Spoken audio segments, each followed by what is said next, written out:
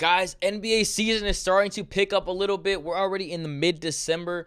NBA is about to finish up the NBA Cup pretty soon. And guys, if you know, December 15th, guys can start getting traded. Guys that are recently signed or contract extensions, they can start getting traded. Trade talks are going to start happening more often. We all know the trade deadline is not till February, but guys, it's going to start picking up a little bit soon. And as you guys see by the video title and the thumbnail, where will Jimmy Butler go? He's one of the top players in the market right now. Obviously, I don't know if his time with the Heat's going to be over pretty soon, but it seems like it is. Shams just reported that there's 4 teams that Jimmy Butler will be open to getting traded to, and they're all kind of win now besides one of the teams. But one of those teams being the Rockets, obviously, they're not really in win now mode. They got a lot of young guys. They're kind of overachieving right now, but he wants to go to the Rockets. They said either the Suns, the Mavs, the Rockets, or the Warriors, which is kind of interesting, guys, because all 3 of those are in win now mode besides the Rockets, and I have 3 trade packages for those teams, and let's get straight into this video. The first trade being between the Miami Heat and the Golden State Warriors, and it seems like there's a lot of trade talks about Jimmy Butler going to the Warriors, and that's kind of the one kind of destination that it seems like is going to happen. But guys, the Miami Heat get Draymond Green, DeAnthony Melton, Gary Payton, Jonathan Kuminga, and 2 first-round picks. And you guys might be saying this is not a very good package, but guys, hear me out on this one. Draymond Green, obviously, I had to throw him in there because we had to make the numbers match. Jimmy Butler makes $48 million a year, and we had to make the numbers match somehow. The only other person I could put in there is Andrew Wiggins, and I don't think the Warriors are going to trade Andrew Wiggins for Jimmy Butler. I think they would rather trade Draymond. I don't know how that's going to go, which is kind of be interesting. DeAnthony Melton obviously tore his ACL, if I'm not mistaken, and he's on a 1-year contract that's making $12 million, so it's kind of a salary dump for the Miami Heat. Gary Payton, another salary dump. He's making $9 million for 1 year, so those 2 guys will be off the books for the Miami Heat, which is kind of good if you think about it, because they could go ahead and sign free agents or sign a top agent on the market, right? And one of the staples of this whole trade package, which is Jonathan Kuminga. He's 6'8", he's very versatile. He kind of can finish at the basket, mid-range. He's kind of struggling behind the arc a little bit, but if he gets that down, he could be a very good player. He's obviously young, but he's one of the staple pieces in this trade package. Obviously, the 2 first-round picks in 2026 and 2028, which is obviously draft capital to a team that isn't that good or won't be good pretty soon, is good. But, guys, I think Jonathan Kuminga, like I said, is the staple of this whole transaction, the whole trade, because he's young. He's only making $7 million right now. Obviously, his contract year is next year, and it kind of makes sense for the Warriors to kind of ship him out right now, because prior to the season, there was contract negotiations or contract speculations that he wanted $215 million or $220 million around that ballpark. And I don't know if he's worth that much, but maybe if he goes to the Heat, everyone plays better with the Heat. We all know that. So I think him and the obviously 2 first-round picks in this trade package really are the staple of obviously the trade. And obviously the Warriors get Jimmy Butler, and I had to add 2 more guys to this trade to obviously kind of make the cap work. But it'll be Jimmy Butler, Josh Richardson, and Jovic. Guys, hear me out. Hear me out. You guys might be saying, oh, they're kind of overpaying for Jimmy Butler. Maybe. Maybe they are. But guys, they are in a win-now situation. Stephen Curry only has 2 more good years for his career, honestly. They're kind of making it going to waste if they don't try getting another superstar to pair with Curry, kind of so their championship window doesn't close. Adding someone like Jimmy Butler who can take the load off of Curry, especially in late game situations, will be very good for the Warriors. And we just seen Jimmy Butler 2-3 years ago beat the number 1 seed, and him being the 8th seed and basically carrying his team to the NBA championship, right?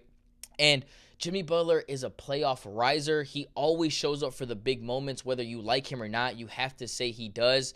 And also, too, guys, he's a floor riser. He makes other guys around him better. And not a lot of players can say they do that. You know, Stephen Curry's one of them. I think Jimmy Butler's one of them. LeBron's one of them.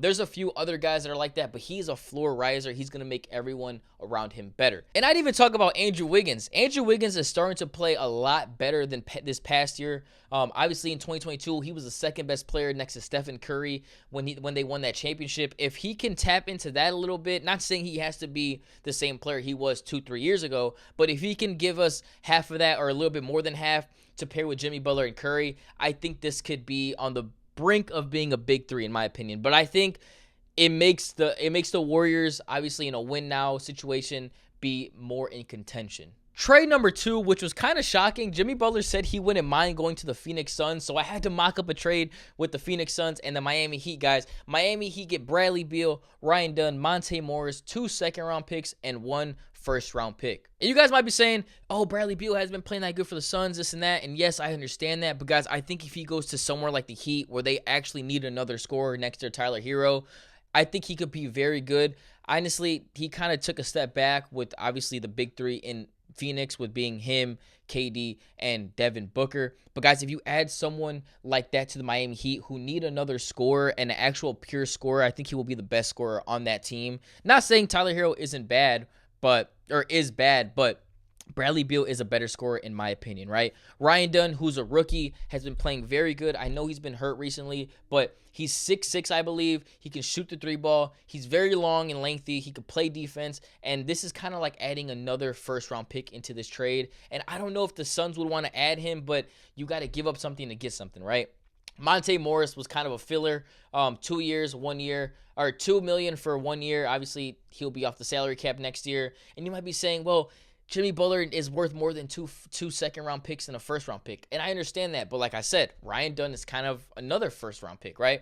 The first-round pick would be in 2031, which is some time away, but still first-round pick nonetheless. The 2026 second-round pick would obviously be next year, and the 2031 second-round pick also. But guys, I think if the Miami Heat wanted to move Jimmy Butler, he has a lot of leverage in this trade because he has a player option next year. So if they don't trade him for something this year before February, it seems like Jimmy Butler's not going to resign. So they need to get something from Jimmy Butler, or for Jimmy Butler, I guess you can say. And I think adding someone like Bradley Beal and Ryan Dunn helps the Miami Heat, right? Not right now, maybe in the future. You still have Bradley Beal for another 3 years. You still got Ryan Dunn for another 4. And guys, if Jimmy Butler's not going to sign with the Heat might as well go get something for him, you know? And then the Suns get Jimmy Butler and Haywood Highsmith. Guys, if Jimmy Butler were to go to the Suns, I think they would be one of the favorites in the West. I think they would be right under the Oklahoma City Thunder. Guys, like I said before, Jimmy Butler is a playoff riser, and he makes everyone around him better. He could play defense, and Jimmy Butler in the playoffs is a different animal. It kind of seems like he waits to get to the playoffs and then it's like, all right, let me sit up and let me start hooping and shit, you know? So Jimmy Butler, if he goes to the Suns, I think it's a very good matchup, especially with him, Royce O'Neal. Those two guys are big bodies, lengthy, could both play defense. I think it's a better fit with Jimmy Butler being on the Suns than Bradley Beal, so it kind of makes sense for the Suns to do this. I don't know if they want to put Ryan Dunn in this trade, but guys, if the Suns get their hands on Jimmy Butler, watch out. They're going to be top 2 or top 3 in the West, guys. The final trade, number 3, between the Miami Heat and the Houston Rockets. And guys, we know Jimmy Butler is from Texas, so maybe he wants to go to the Rockets for that reason, but the Rockets aren't that bad. They're not in a win-now situation. They got a lot of young players, but they're kind of overachieving, so I could see why Jimmy Butler wants to go to this squad, right? The Miami Heat will receive Dillon Brooks, Steven Adams, Reed Shepherd, a 2027 first-round pick, a 2029 first-round pick, and a 2031 second-round pick. Obviously, I had to add Dillon Brooks in here to make the cap work, but Dillon Brooks is not that bad of a player. He kind of fits the Heat culture if you really think about it. He's gritty, plays defense, you know, he's a hard-nosed player, right? You add Steven Adams to this trade to make the cap work also, but he only has a 1-year deal. So after next year, you don't got to worry about him. You free up cap space to go get another superstar next year, right? You add Reed Shepherd, who's obviously a rookie, but hasn't been playing much with the Rockets because the whole team is kind of young. So you add someone like Reed Shepherd, you got him under control for 4 years. He's under contract for 4 years because he's a rookie, obviously. So that's like adding another first-round pick, right? But then you add a 2027 first-round pick, a 2029 first-round pick, and a 2031 second-round pick. I think it kind of makes sense if, you know, the Rockets want to do this, because if they want to win, and they're not in win-now situation, but they're kind of overachieving, right? If they think, you know what, I think this team is good enough to win a playoff series or even go to the Western Conference Finals, why not pull the trigger to go get someone like Jimmy Butler, who's a veteran and knows how to hoop? And like I said multiple times, he's a playoff riser. He waits for the playoffs to start hooping, right?